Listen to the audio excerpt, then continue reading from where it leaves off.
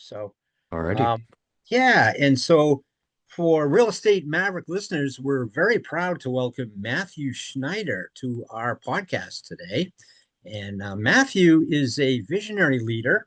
I'll go ahead and say this, Matthew, visionary leader in digital real estate. And I think he's going to give everyone a good education here on the practical applications of advanced technology.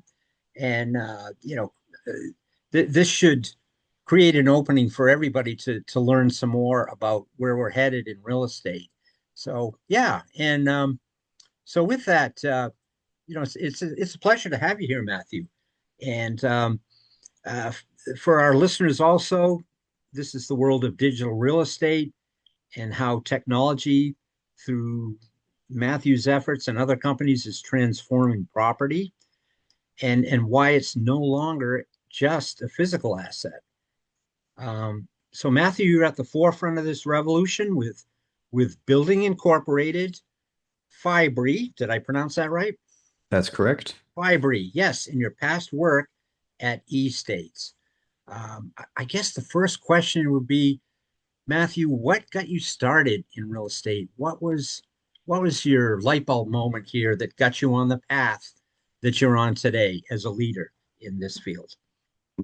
Well, first, thank you so much for having me, Bill. It's good to be here. I'm excited to talk about real estate and some of the digital transformation that's happening. My journey into property technology was also a transformation. It was a transition from day trading and looking at capital markets, where I was doing fundamental and technical analysis on different companies, different tickers that were making moves, and trying to identify what would move a lot that day so that we could invest into it, into a market that is a lot more solemn. And this transition was around 2020. So there was a Mhm. couple interesting things going on at the time. You had COVID and COVID lockdowns, and there was a shakeup of real estate, the real estate industry and market. There was also this Mhm. surge of online activity, online meetings, conversations about metaverse, new ways to invest online. And this captivated me. So I started researching, I was looking at different things that were going on. And I also had someone who came to me at the time and said that he had been investing in syndications for commercial real estate deals. And the minimum check size was on average $100,000, which is a lot to commit up front. He wanted Mhm. something that was lower, offered more diversification, and might even be at a better price point for like friends and family, retail investors to get in on these wealth generating deals. And I said, well, this is really interesting. Why don't we explore this? Let's figure out how we could help people invest online into commercial real estate deals at a lower price point than what most deal sponsors are requiring, Mhm. $100,000, $200,000. This Mhm. was my first startup. We created this marketplace, we launched the company, we were gathering deals, we had fantastic pipeline, we were helping to fundraise on some, and we found it challenging for a couple of reasons. One, it costs a lot of money to develop software, or it did at that time. That was before everyone had AI tools. Mhm. Second, compliance and regulation. Third, finding investors is costly, and convincing them to get into deals can be challenging at times. And fourth, we weren't solving a big enough problem for the market. So I spent another year and a half or so doing research, made my pivot, started my current company, which was focusing on what I think is the common denominator for all real estate problems all Mhm. across the industry, even Okay. construction or adjacent verticals like supply chain or banking on both ends of real estate. And that common denominator is data. Data, Data. data is the new Okay. oil. That's right. And whether it's a Mhm. physical property or digital paperwork for that property, data is the most important thing that you have right now. I mean, data about an asset is sometimes worth more than the asset itself. After all, it's just Mhm. pen marks on the paper. So that's where Yes. we're at right now. Yeah. Um, okay. So your mission is to transform properties into programmable, liquid financial assets.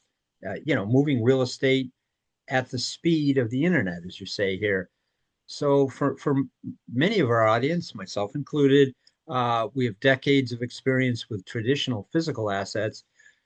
what does this vision mean specifically in practical terms?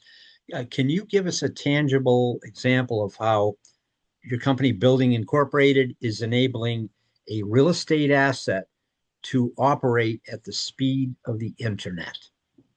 Yeah, like Okay. we don't jump the gun saying everything about real estate is digital. It's still the most tangible and one of the most complex industries there is. It's everything around us. I'm sitting at my desk, I'm touching my desk. This is part of my house. This is part of the built environment. So it's truly everything that we know. And it's not that we can just live in virtual reality goggles. That's not the story that I'm here to tell. But there Mm, are functions of real estate because everything about real estate is still data. It's geometry, it's physics, it's financials, it's operations, it's management. All of that can start to be captured digitally. We can communicate it to one another. So, whether that's how was this designed, where are those blueprints, what's changed over time, what maintenance is being done on the property now, that's all data that could be paper format, but doesn't have to be. So the asset always stays tangible, but it's about capturing information or having people and their roles becoming more digital because it's just a more streamlined way of doing business. Bill, you could have flown me out to your house today for this podcast, but we chose not to. We said, we're going to mm, have a virtual call. It works. I'm looking at you, you're looking at me. We have our pretty backgrounds, and we're still having a conversation. So there's no denying that the internet moves fast. We can communicate mhm, information, and with information, we can make decisions, and that is very valuable to us. So we're not only moving information, but value as well. And you can expand this across the full life cycle of an asset. There's a lot of different elements, different software pieces, data points, decisions that have to be made. And if we can mm, make them online, if we can make them programmable so they're executed by code, still with mhm, governance. We don't want everything just happening autonomously. There's human oversight, there's mhm. authority involved. Yeah. But Okay. that's where the industry is moving towards, and that's what we assist with. How do we capture that data? How do we make people make decisions? And it Mhm. always translates back to something physical. When someone Yes. is maintaining the property, they're doing physical labor, but what has to be done? When? What does it cost? Like these are elements that can be communicated digitally and they should be available instantaneously, rapidly. And then Mhm. when it's done, if we can capture that so that next time someone goes to do work, they can pull it up right away and see, oh, this is what work was done. Here's the serial number, here's the owner's manual, here's the warranty that's available to Mm. me. That part should not be super tangible. That shouldn't be stuffed in a filing cabinet somewhere 1,000 miles away from me. Right. Okay. Good, good. So now, Matthew, you've been involved in real estate tokenization, and maybe you can do a little descriptor on that word would be helpful here. And I'll just finish out the question, but on real estate tokenization since your time at eState. Now, Mhm. how has the market's understanding and adoption of tokenization evolved? What are the biggest hurdles that Building Incorporated is currently overcoming to make cryptographic verification of physical assets a mainstream reality? There's a lot in that question there, but first maybe the tokenization and how you're overcoming things to make this cryptographically verified here. Sure. Let's Yeah. start by unpacking tokenization. That might be a fresh word for a lot of people, but maybe they've read it in headlines somewhere. Larry Fink, who runs BlackRock, the world's largest asset manager, says a lot of assets are going to be tokenized. And what does that mean aside from the trendy headlines? It means that we're going to record transactions, value, identities using blockchains or decentralized ledgers. So when I make the decision to put a contract or a record on a blockchain, I've in effect tokenized it. You could just say digitized with blockchain, but we're going to call it tokenization. Now, why would you want to do this? Why are world governments, why is the Department of Defense, or now DOW, why are major institutions or academia talking about blockchains? It's because they have some attributes that are very special. Number one, they're decentralized. So rather than relying on one party, one authority to record everything, and you have to trust their books, and then we always clash. My books are different than your books, my numbers, and then we have to reconcile and figure everything out. Yeah. We want to work on a shared ledger. If we all receive the same information at the same time, Mm, that's fantastic. That's symmetry. That's transparency. The other okay. attribute that blockchains have versus normal bookkeeping or ledgers or records are that they, once recorded, are immutable. And this is Mm, fantastic. No one can go back, make changes, make adjustments, manipulation, fraud, waste. yeah. That can't happen. And Mm, where it is attempted, we can even audit that. So we can inspect that. All right. Well, what sort of industry might that be helpful with? Certainly one with a lot of stakeholders, a lot of different parties, a lot of information moving around, and a ton of value at stake. That's mhm, real mhm, estate and construction. That's the built environment. And so people have said, let's take data, information, value contracts that are usually disputed, slow, can't be found, have to be reconciled, are mistrusted, have mm, opportunity costs. Let's start to tokenize that because we trust a blockchain ledger. And therefore, we mitigate a lot of the opacity, the counterparty risk, the reconciliation that goes down within real estate. And when you put it this way, it makes sense. It's no longer a yeah. super fancy technology. It's a cool one, it's an effective one, but it doesn't have to get mixed up with all the buzzwords. So that's what we've been working towards. A big portion of this is education. We have to get people to lower their guard. When they hear blockchain, they might think crypto, and that's not the Yeah. business that I'm in. This is a mundane technology. It's very academic. There's thousands of research papers on how to adopt this in enterprise environments, which is what I'm talking about here. But at the end of the day, it builds trust, it builds transparency. So we're pushing Mm, for that, we're rolling it out. And you used an interesting word, cryptographic, which is actually where yeah. cryptocurrency comes from. Okay. Cryptographic, this is encryption, it's computer science. It's just a mathematical way of doing something, which is what computers are, zeros and ones. They're doing math Yeah. all the time. And Mm, so mm, going back, if we have a document, if we have a contract, if we have a stakeholder, and we say who did what and when, what changed, we want to be able to prove that over time. We should never right. Right. have this shadow over us, this cloud that says, can we trust this? Has this changed? Is it manipulated? Is it authentic? We can push a lot of that out the window and say there's a mathematical way to prove this. We recorded it on a blockchain. Blockchains use cryptography. And so, without a shadow of a doubt, we can see this is authentic, it's unchanged. Here's a digital fingerprint essentially of this. And that's fantastic. Imagine that in a court 5 years Yeah. from now, 10 Yeah. years from now, going back, Mm, mhm. litigation on a big construction project. Hey, what went wrong? Well, let's open that up. Let's see. Oh, Yeah. here, 10 years ago, we can prove what the document was, who signed it, and all of And that and, there, critical and there's information. proof it can't be manipulated too, which yeah, Absolutely. this is incredible. And your description of it shines a lot of light into an area that a lot of people are trying to understand. And yeah, you have quite an ability, sir, to make the complex understandable. And I want to thank you for that. So yeah. Um, Also here, Matthew, you are a board director at Fibri. You are helping establish global data standards.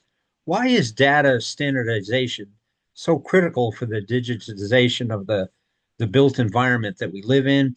And what are the implications if the industry fails to adopt these standards quickly? That's a great question. So, for context, Fibri is the foundation for international blockchain and real estate expertise. It's a Okay. consortium of experts from all over the world. It's a property technology NGO, non-government organization, and the only of its kind to have special consultative status to the United Nations Economic and Social Committee, where they've done some work on uh, like social elements, so affordable housing, better construction practices, sustainable development, a circular economy. So can we reuse different materials or components from buildings? And prior to Mhm. me joining the board, they had submitted some research on that. I hope that in the future I can go in front of the UN and present what's going on now.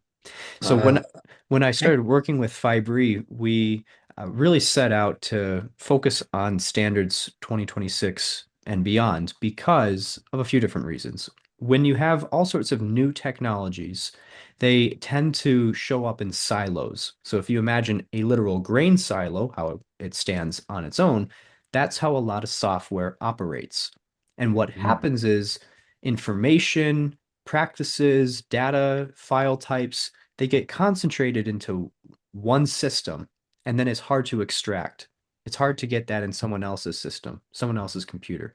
This Yeah. file won't open. This file is corrupted or it's encrypted in a way that I can't access it. The data's in your computer when it needs to be in my computer too, so that we can read it. So we said, especially in the built environment, where across the life cycle of a property, there's dozens of different softwares and platforms and stakeholders that are operating independently. They're not communicating, they're not sharing. This creates all sorts of rework and clash, confusion, miscommunication, and then eventually massive cost. And so we've said we need consistent standards for how files are labeled. This is taxonomy. And there's been some efforts in the built environment to fix this. The software that's being used, the data or the file types that are being transferred, and the data sets and how they're delivered. But then also the governance of that. How do we do that without compromising people's Hmm. intellectual property or their personal information? So we've been working on that. And then in this day and age, as people talk about tokenization or AI, what is happening is not every platform is developed to the same standard, like the same level of quality. And this needs to be identified. You might be thinking you're signing up for a tool that's fantastic and it's poorly Hmm. constructed. It's not encrypted. It could be leaking your information. You don't know if it's actually effective at its job.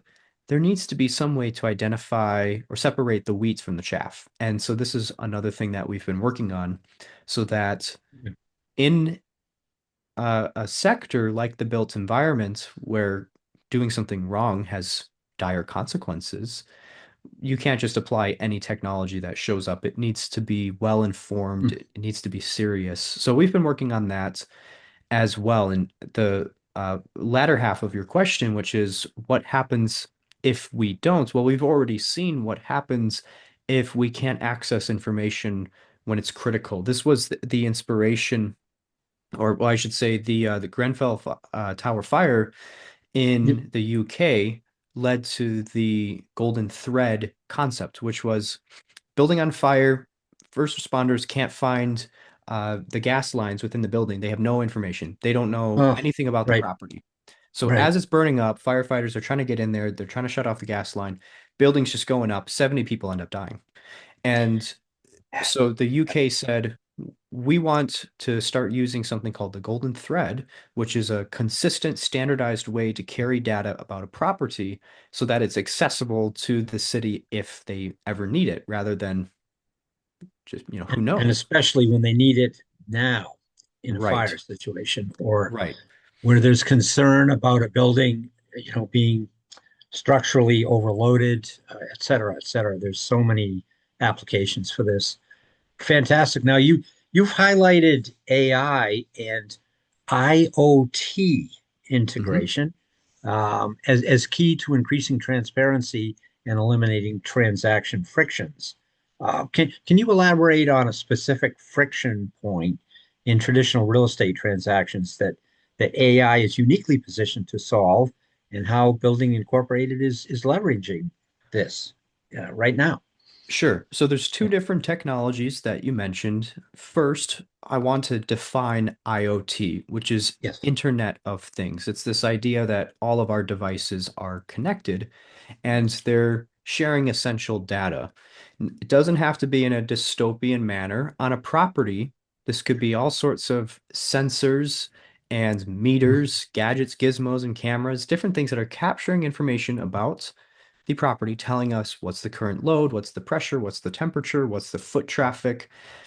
Very important information. It's no different than your car and the little dashboard in front of you that says, this is the tire pressure, here's how many miles until you need to change your oil. That's important Hmm. to know. That helps us be preemptive and productive about our vehicle or our assets and taking care of it and maintaining it. Essential safety information.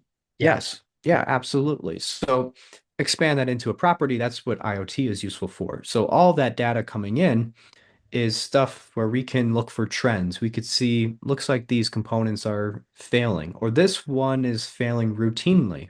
It's a pattern, and we Mm. start to recognize that. Uh, Mhm. what happens though is you're receiving hundreds of thousands, if not millions, of data points across these facilities. And in something like a data center, that gets very complex very quickly, or a healthcare facility. You always have to be monitoring your electricity usage and what voltage is on standby from the generator in case there's a storm. Like what's available to us. You need all that critical information available to you as soon as possible. And Mm. so, what's better at interpreting data than artificial intelligence? It's able to learn from it, moderate it, start to synthesize. This is what machine learning is essentially. So in the instance of like a mechanical component failing over time, we could see if this is happening cyclically. So maybe it's when the HVAC system is under a lot of stress during the summer, and we notice that every month this problem is appearing. Those are each data points, and when you put them together, you could create a trend out of that, and then you can draw a conclusion and say, maybe next month at the same time, we're going to have this issue. That's a very simple example, but that's what machine learning is, a form of artificial Mm. intelligence that could help us out in facilities management, for example. You could expand on this. We could be talking about underwriting a property. So if you have a spreadsheet, it's full of numbers for that property, sometimes more numbers than we know what to do with, and we could look for trends. What are we noticing about the tenancy cycles, or Yeah. even just synthesizing that and turning that into human language. So if we say, if we wanted to communicate with the property and say, um, what's what's the current occupancy, rather than me going to find that, and it identifies, here's the tenancy, here's the vacancy, do some math, here's how it's changed over time, here's the current lease contracts, here's our which ones that are expiring, and produce a real answer from all of that Mm. data, rather than just structured data where it's lines, cells, and columns, or rows and columns. Mm. Turning that into something that we can understand, interpret, and then act on. And even better, if the technology becomes predictive, if it notices that something is failing, let's say, that it Mm. could automatically implement a solution. Say, let's flag this, or let's go to backup, or let's order a new part. That's where things Mm. become a little bit more programmable. People would do Mhm. that. That would be a personal decision to say, let's take care of this right now. But a lot of these elements could be programmable, where if X, then Y. If this is failing, start this protocol. Okay. And the system AI learns from itself too, which I always find fascinating. And it would have the ability to dig deeper into some of these problems. Say something is failing, as you mentioned, um, it would wouldn't it trigger deeper learning from the AI? Well, let's dig deeper here. Why is this part failing? Is there a deeper issue? Mhm. Um, Maybe you could put that into words better there, but it's a fascinating way to really get a handle on a building and to provide more safety, more value to the people who live there, and obviously to the investors who have sacrificed a lot to often rebuild a building and Mhm. make it more valuable for people who live there. So yeah, this is fascinating. So also the idea of digital twins. Now, for many people, the concept of a digital twin still feels futuristic. How does Building Incorporated develop and utilize digital twins to bring structure to fragmented real estate portfolios? And what immediate benefits do these offer to property owners and investors? So we work with a company called Magma, like the same type of magma in volcanoes, the idea of fusion, in order to help produce digital twins for properties. Now, in reality, most properties have a low fidelity digital twin. When you're first building something, your architects and engineers come together, and they're most likely using AutoCAD, Revit, and designing a property. It's simulating how it will be built, what goes where, what all the parts are. You start to identify clash, you bring in different stakeholders and say, here's the mechanical and the electrical, and you plan that out. You have a virtual version of the property before it even exists. Mm, It's like a twin. It's a mirror image of what the property would look like. Now, what happens is over time, you actually build that property, and usually it does not end up exactly as you planned. So we want to help rectify that so that you have an actual digital version of your property that mimics everything about your physical property. So rather mm, than having to go to a property and look at, what is the architectural frame around my window, what's the glass type, and what's the leakage in terms of, and then, making sense of the energy efficiency and the heating and cooling and all this different types of stuff. mm, How can we actually capture that digitally and look at it within the computer? And mm. well, I mean, Nice. there's millions of different data points that could include because I may also need to know the geometry or the dimensions of that window in front of me. And you could have 50, 100, or 1,000 different windows to worry about. Or, I mean, think about skyscrapers, then we're talking 10,000. So there's there's a lot of information that we would like to be able to pull up on the computer, and it's a spitting image of that property. And you can also dissect this. So you could say, get rid of all the architectural elements. I just want to look at the structure of the building, look at the columns. I want to look at the foundation. And you can strip it apart, which you could never do with a real property. And so if you do this right, it's almost like you go on site and you're Superman and you have X-ray vision. You already know it's between the walls before you've torn them down. Because you go on the Mm, computer, you click away the walls and you can see, all right, here's our studs, here's the wires, here's what it's connected to, here's how it was built in the first place. And there's all sorts of technology now to help capture that different, whether it's pulling in a BIM, so building information model for the property, or performing mm, scans as the property comes together. So, uh, which with each day of work, you might go through with LiDAR. They have little LiDAR dogs that walk through. They look like robot dogs with cameras on their heads, and they'll huh, capture the facility, each floor, everything that's being done, mm, and then place it into this digital twin. And what's huh, useful is if you combine it with those sensors and devices we were just talking about, where we could see, pull up the computer, all right, this floor is being heated right now. Or mm, this mm. floor is vacant. It has been vacant. No one's on it. Lights are still on, and we're still heating it. Let's pause that. Right, Let's right. let's not heat that. Let's be more efficient. Mm, And the statistics around this are actually fascinating. You can optimize by up to 40% your energy costs by having a digital twin and IoT that's responsive. So rather than property exists, you don't know what's going on within it. If you can see what's going on, and then you could say, let's be more efficient, 40% cost savings, that's a great haircut. That's a good yeah, discount. yeah. Oh So my. there's real benefits to having the technology, and I would say you have to view technology like this as an investment. You're investing into Yeah, it. There's a cost initially, but there's a return on that, which is maybe better or lower cost of capital, better efficiency and productivity throughout the building and your operations and taking care of that. yeah, Perhaps better transparency when you go to transact, and therefore a more confident buyer who is willing to pay more about this property. Simplest analogy, it's a Carfax.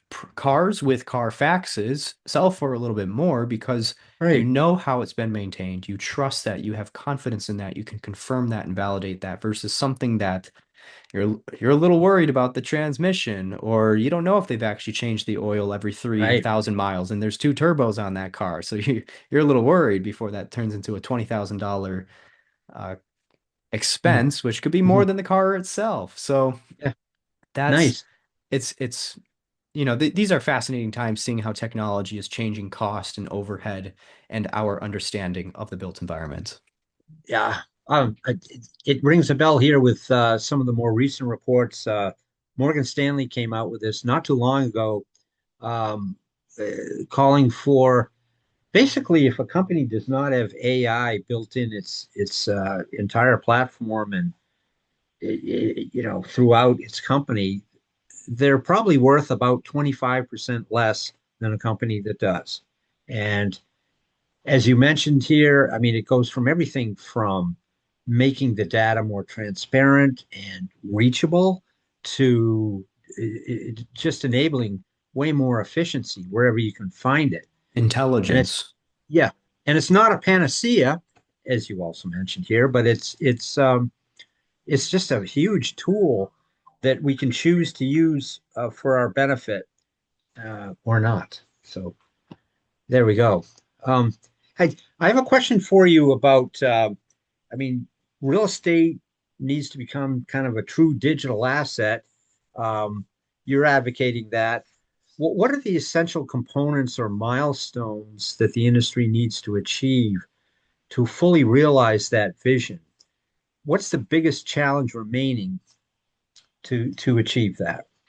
Well, this transition is happening in a staggered fashion. So there's some milestones that are being hit by institutional portfolios where ma and pa or boutique developers haven't reached that point yet. But ultimately, what's happening is the cost of the tools is coming down and they're becoming simplified to the point that even someone who might be um, a little resistant to technology, whether that's they just distrust it or they didn't grow up with it, they're able to use this tool now and apply it across their properties and portfolios.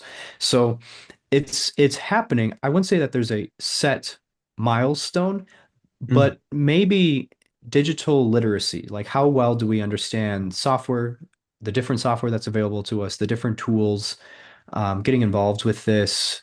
Do I know what AI is? That would be a good benchmark. And then to what degree have you actually adopted the technology? Are you using ChatGPT, which is not enterprise by any means? It's mm, consumer facing, and yeah. it might help you with a couple things, but it's not a way to run a big portfolio.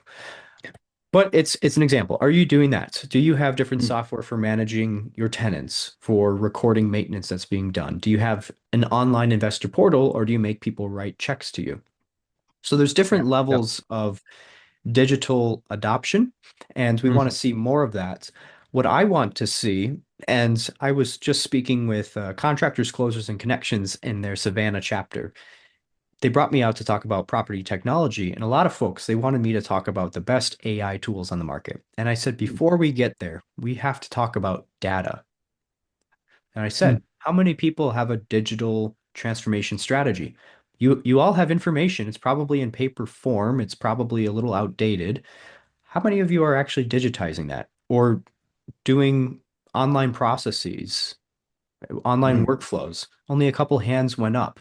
And so how can you expect to have virtual models and AI tools and all this type of stuff if everything is happening offline, if you're not recording that, if you're not capturing that, if you're not uploading it, or just using, instead of uploading or scanning anything, just produce it digitally in the first place. Like mm, a good example are contracts. So back in the day, you'd print up a contract, you would sign it with a wet signature. Everyone would do that. Then you'd scan that. No one actually scans the contract anymore. You use DocuSign, HelloSign, or some sort of e-signature. So that became digitally native. It starts online and it stays online versus having a yeah. physical version. Lots Right. of different examples of that across the real estate life cycle, and all the different facets, whether that's marketing, operations, maintenance, whatever. So, can we do that? Do you have a plan to become, start doing things online through a computer or through your smartphone? And then the data, are you capturing all the data that's produced by that? Are you storing that somewhere? Is it accessible to your team so that everyone's on the same page?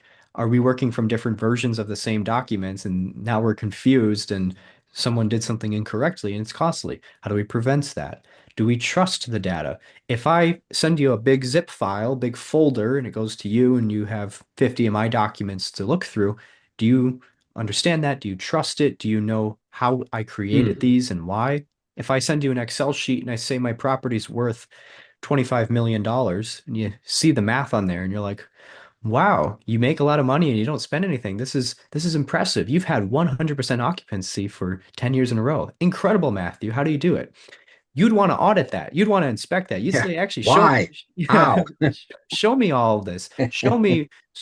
me for sure that you have 100% occupancy. And then Mm. you want to be able to click through that and see, all right, here's the Hmm. contracts in place. Here's the actual profit loss statement for that month. So all in all, if we want to be in this digital first environment, do we have a plan to digitize? Do we have a Yeah. plan to understand data? Do we have trust of that data? Do we have governance?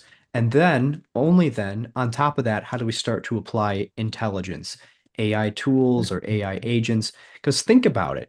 If you're using an AI tool and you're dropping bad documents into the hopper, it's going to give you bad answers because it's working with bad information. So Yeah. only when you have good data that you trust and other people can trust as well is your AI going to be effective. Garbage in, garbage out. Garbage out. Yeah. There's the same analogy there. Um, so there we go. I mean, the data, as you started out here, is the critical component to this. Um, Jumping around here a little bit to your outreach efforts, which you're the host of the Code and Concrete podcast, and you're a frequent keynote speaker. Matthew, you're clearly the thought leader in this space. How do you approach communicating these very complex technological shifts to a broad audience? And how do you see AI assisting in scaling thought leadership and content creation for the future? Such as Building Incorporated. How do you Certainly. see Well, that? Yeah. so I'll take those two questions in order. Mhm. Um, Actually, yeah, I think that's the best way to do this. So, first and foremost, breaking down complex ideas is any startup founder's responsibility. You have new technology, you have a new solution, and you have to simplify that. You have to make people care. And in the built environment, this is a little bit tricky because everyone has new tech and you're selling to people who work with their hands or haven't Mhm. used tech historically.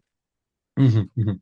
Construction real estate is a very antiquated industry. So up until recent times, there was not a lot of tech involved. And hey, we still built skylines. So how much do you Mhm. really need tech is what people are going to say to you.